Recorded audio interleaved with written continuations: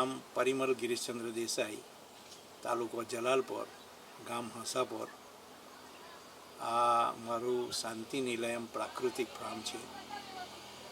આમ હું પોતે 2010થી મારા આ ફાર્મમાં કોઈ રાસાયણિક વસ્તુનો ઉપયોગ નથી કર્યો. ત્યારથી અમે ઘણા સેમિનારો કે જે અમારે પાસે આવેલી એગ્રીકલ્ચર યુનિવર્સિટી, નવસારી એગ્રીકલ્ચર યુનિવર્સિટીમાં ઘણા શિબિરો એટેન્ડ કરી, એમના ઘણા સંમેલનો એટેન્ડ કર્યા. પછી જાણવા મળ્યું કે આપણે રાસાયણિક કરતાં પ્રાકૃતિક પર ને ઓર્ગેનિક પર વળી એમ કરીને ધીરે રહીને અમે આ ફાર્મને 2010થી એમાં કર્યું છે. અને 2018થી મારું આ પોતાનું ગોપકા રજિસ્ટર્ડ ફાર્મ છે. વર્ષે બી કેરી બીજા ખેડૂતોને જનરલી ઓછી છે, પણ મારે સારામાં સારી છે કે હું પોતે કોઈ રાસાયણિક દવા કે એનો ઉપયોગ કરતો નથી. એટલે ખેડૂતોને ખાસ એ જ જણાવવાનું કે તમે થોડા પાયે, નાના પાયે બી જે આપણા રાજ્યપાલ સાહેબ કહે છે પ્રાકૃતિક ખેતી, એ પ્રાકૃતિક ખેતી એટલે બીજું કંઈ નથી, પણ આપણે જે આપણા બાપ દાદાઓ વર્ષોથી જે કરતા હતા તેની જે સુધારેલી આવૃત્તિ છે. બીજું ખેડૂતોને ખાસ કહેવાનું કે રાસાયણિક ખાતરોનો જે ખર્ચો છે, જેવી મેં પ્રાકૃતિક ખેતી ચાલુ કરી તો મારો ખર્ચો ઓછો થઈ ગયો છે. એટલે મારે ઇન્કમ એ રીતે વધી ગઈ છે.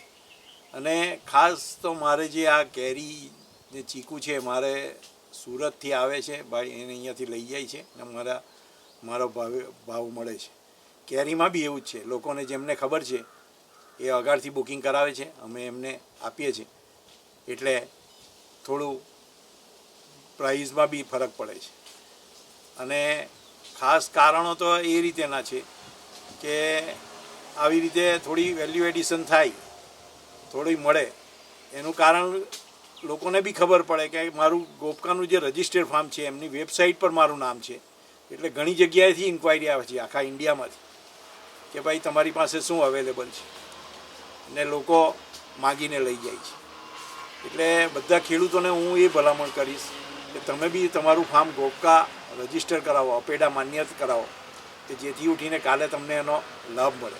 અત્યારના જે સરકારશ્રીના પ્રયત્નો છે તેને લીધે અત્યારે ડે બાય ડે જે થયું છે તેને લીધે ઘણો ફરક છે. આ સરકારશ્રી આવા જ પ્રાકૃતિક ખેતી માટેનો વારંવાર કાર્યક્રમો યોજે છે, અમને બધા એક્સપોઝર વિઝિટ માટે મોકલે છે. અમે તે જોઈને હવે ગામે ગામ જઈને બધા બીજા ખેડૂતોને સમજાવીએ છીએ કે આવી રીતે ખેતી કરો. કારણ કે તમે ખાતરો નાખશો વધારે પડતું, પણ એને કન્વર્ટ કરવામાં તો મેઇન બેક્ટેરિયા જોઈશે. તે તમે જીવામૃત આપો તો તમારાથી એ કન્વર્ટ થશે ને તમારો ખાતરનો મેક્સિમમ ઉપયોગ થશે. પ્રાકૃતિક ખેતી માટે બી સહાય આપે છે આપણી આઈ ખેડૂત પોર્ટલ પર, એનો વારંવાર એનો એ આવે છે.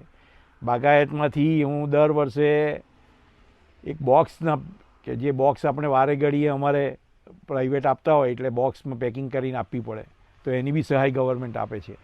આવી ઘણી બધી સહાયો છે કે જે ખેડૂતોને ઉપયોગી થાય છે. બીજી ખાસ સરકારને એક જે અત્યારે જે એમણે નવું ચાલુ કર્યું છે કે ગામમાં કે શહેરોમાં એક બે જગ્યાએ ખેડૂતોનો માલ વેચાય છે, પ્રાકૃતિક કરેલો અલગ માલ વેચાય છે. લોકો ખેડૂતો જાય છે ત્યાં અને ત્યાં વેચે છે. એને લીધે બહુ ફરક પડ્યો છે.